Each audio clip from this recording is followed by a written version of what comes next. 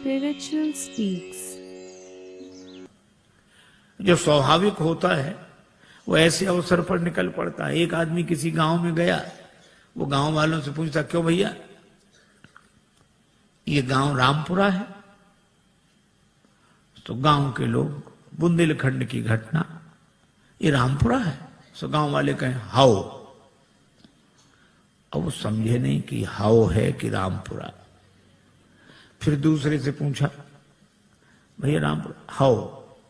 तीसरे से पूछा, रामपुरा? हाओ। अब सब कहें हाओ। एक आदमी पढ़ा लिखा दिखा, उसने कहा कि भाई साहब ये गांव रामपुरा है? उसने कहा जी हाँ।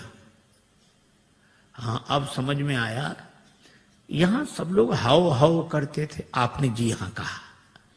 तो वो बोला कि जो बिना पढ़े लिखे लोग हैं वे हाओ हाओ करते हैं, और जो पढ़े लिखे हैं वे जी हाँ ऐसे बोलते हैं। अच्छा, तो आप तो पढ़े लिखे होंगे? तो बोला हाओ। अब जो स्वाभाविक था सो निकल गया। राजस्थान के एक छोटे से गांव में एक महात्मा गए, सत्संग हुआ। एक सत्संगी नित्य आते थे। एक दिन उन्होंने प्रार्थना की कि महाराज यहां से और ज्यादा इंटीरियर में हमारा छोटा सा गांव है, मां आ नहीं सकती, उनको दर्शन देने चलो। महात्मा ने कहा ठीक चलते हैं। एक दिन गए, उस व्यक्ति ने मां से कहा, मां महात्मा आए, प्रणाम कर। तो बुढ़िया श्रद्धालु तो थी, लेकिन अपने टूटी फूटी मारवाड़ी बोली में बोली, गोरूजी थारे खुर छू। अब एक तो गुरुजी को गोरूजी कह रही थी और चरणों को खुर। महात्मा को बड़ा अटपटा लगा। अभी तो रोज चरण कमल सुनते थे, अब चरण भी कहती तो ठीक, पांव भी कहती तो ठीक, खुर? खुर तो पशुओं के होते हैं। तो महात्मा उसे प्रेम से समझाने लगे, माता जी ऐसे बोलती हो महात्माओं से, नरक जाओगी नरक। बुढ़िया इतनी सरल थी, वो ये भी नहीं जानती थी कि नरक क्या होता। उसको लगा कि महात्मा आशीर्वाद दे रहे। सो हाथ जोड़ के कहने लगी, महाराज हमारा कहां भाग्य जो नरक जाए, नरक तो आप जैसे महापुरुषों को मिले हैं प्रभु। महात्मा खिलखिला के हंसने लगे। अरे ऐसी सरलता पर महात्मा क्या परमात्मा प्रसन्न हो जाते हैं। मुस्कुरा रहे, सुन केवट के बैन प्रेम लपेटे अटपटे, बिहसे करुणा है। भगवान हंसते हैं। बात भले ही अटपटी हो पर प्रेम में लिपटी हो तो परमात्मा को प्रसन्न कर देती है। यह से करुणायन। और केवट की मांग की चौपाई एक ही, बहाने से भी बात नहीं बनी। एक के घर मेहमान आया, जाने का नाम ना ले। दोपहर का तो भोजन करा दिया, वो इतना कृपण शाम का भोजन न कराए, लेकिन मना कैसे करे। बेटे से बोला, मेहमान के पास जब बैठे हो तब आकर पूछना शाम के भोजन के लिए। बेटे ने कहा, पिताजी शाम को भोजन क्या बने? तो पिता मेहमान के बगल में बैठा था। पिता कहने लगे, शाम को फिर भोजन? अभी मेहमान के साथ तो हमने भोजन किया ही था, अब शाम को फिर भोजन करें? हम कोई राक्षस हैं?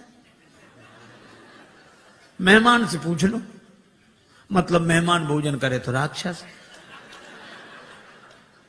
बेचारे मेहमान ने भी कह दिया कि नहीं ठीक है, हो गया। बहाने में लोग बड़े चतुर। एक महात्मा किसी वृद्धा माता के यहां भोजन को गए, मैया ने सब भोजन परोस दिया, पंखा लेके बैठ गई। थाली में पीछे पापड़ रखे थे, पापड़ परोसना भूल गई। अब महात्मा का मन पापड़ पे जाए बार बार। मन का ये स्वभाव है, जो करोड़ों की चीज मिली हो तो उसे 2 कौड़ी की लगती है, 2 कौड़ी की चीज ना मिले तो करोड़ों की लगती है। उधर ही देखे, लेकिन मांगने में शर्म भी लगे और बुढ़िया को याद ना आवे। सो महात्मा बोले, मैया भगवान की बड़ी कृपा, आज जो आपका दर्शन हो गया। क्यों? रास्ते में बड़ा लंबा सांप मिला। सांप? हाँ। लंबा था बहुत। कितना लंबा महाराज, यहां से वो पापड़ की थाली रखी। बुढ़िया बोले अरे महाराज पापड़ परोसना तो मैं भूल ही गई। महात्मा बोले हम तो बता रहे थे कि सांप कितना लंबा था। तो कई बार बहाने से भी बात बन जाती, युक्ति से बना लेना चाहिए, लेकिन कई बार बहाने से भी बात नहीं बनती। एक के घर मेहमान आए जाए नहीं, और बेचारा घर वाला संकोची कुछ कहे नहीं। 5-7 दिन हो गए। एक दिन पति पत्नी से बोला कि देवी ये मेहमान तो जाता ही नहीं, कोई उपाय। पत्नी बोली और खिलाओ पिलाओ और सम्मान करो, काहे को जाएगा वो। देखो देखो ये व्यंग मत करो, तो उपाय बताओ। पत्नी बोली उपाय तो है 3 मर्ज, उपाय 1। बुखार हो, जुखाम हो, मेहमान हो। ज्वर जुखाम और पाहुना, ज्वर जुखाम और पाहुना, इनका एक उपाय, लंघन दे दो तान के फिर न वापस आए। लंघन दे दो बुखार नहीं आएगा, लंघन दे दो जुखाम नहीं आएगा, लंघन दे दो मेहमान नहीं आएगा। हाँ ये बात तो ठीक है, लेकिन अब हम लोग भोजन बनाएं उसे ना दें तो एक दिन ना बनाओ। तो नहीं बनाने का तो कोई कारण होगा। झगड़ा, हम लोगों में झगड़ा होते नहीं, झूठा ही झगड़ा कर लो। अब बाहर वाले कमरे में मेहमान बैठा, भीतर जोर जोर से इन्होंने झगड़ा करना शुरू किया। पति ने डांटना शुरू किया, और पत्नी ने वो जब देखो तब मुझे डांटते रहते, और आज भोजन ही नहीं बनाऊंगी मैं। पति बोला बनाना ही मत, मैं कोई मर नहीं जाऊंगा एक दिन भूखे। अब जो झगड़ा शुरू हुआ, और मेहमान ने सुना कि आज इन्हीं को नहीं मिल रहा है, तो उसने अपना थैला उठाया गया। पत्नी ने देखा कि गया, पति ने देखा गया। सो पति बोला आप काहे को रो रही हो, हमने कोई सच्चा डांटा था, हमने तो झूठा डांटा था। सो पत्नी मुस्कुरा कर बोली मैं कोई सचमुच रो रही हूं, मैं तो झूठे ही रो रही हूं। लेकिन आश्चर्य, तब तक मेहमान भीतर, हम कोई सच्चे गए थे, हम भी तो झूठे ही गए थे। कई बार प्रयास करने पर भी काम नहीं बनता। भगवान ने बड़ा प्रयास किया, पर केवट बोला साफ साफ कहो, प्रबंध हो लो। प्रेम पराधीन प्रभु की यह अभय वाणी सुनकर केवट गया, कठौते में जल भर लाया। आहा, उस दृश्य को आप देखें। कठौता एक और रख दिया, बाई हथेली आगे बढ़ाई, श्री राघवेंद्र का दायां चरण रखा, और कठौते से जल छोड़ दिया, लगा धोने।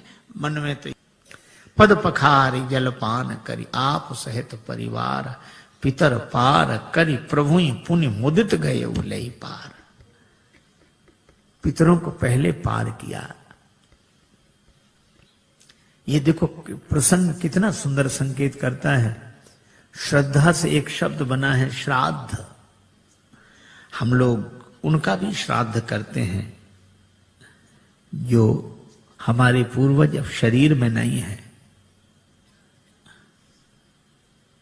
पर एक व्यक्ति मरा, उसके 2 बेटे, मां बहुत कहेगा कुछ करो, बेटे कहते हम इस सब में विश्वास नहीं रखते, क्या फायदा, इससे क्या फायदा।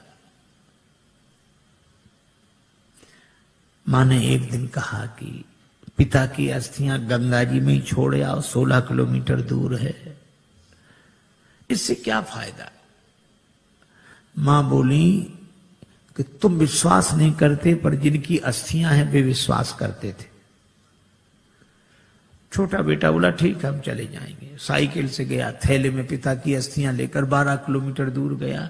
एक नाला बह रहा था, कहां जा रहा, 4 किलोमीटर बाद गंगा जी मिल जाता है। बेटे ने सोचा नाला जा ही रहा, हमारे जाने की क्या जरूरत, वहीं छोड़ दी पिता की अस्थियां। लौट आया, मां ने कहा क्यों, पहुंच गई होंगी।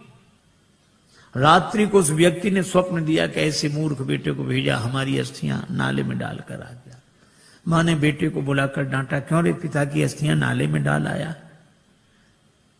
बेटा बोला तुमसे किसने कहा, तुम्हारे पिताजी आए थे रात को सपना देने। तो भी उसने अपनी गलती स्वीकार नहीं की।